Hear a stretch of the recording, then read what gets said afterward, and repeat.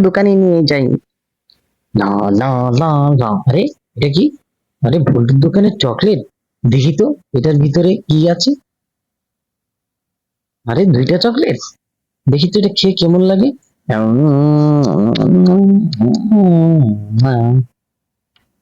আরে আর কিছু নেই, দাঁড়াও এখনই আমি বল্টুর দোকানে একটা ধান্দা করবো। এই যে ইটাটা এখন এখানে ভরে, এখন আমি ডাইরেক্ট বল্টুর দোকানে চলে যাব।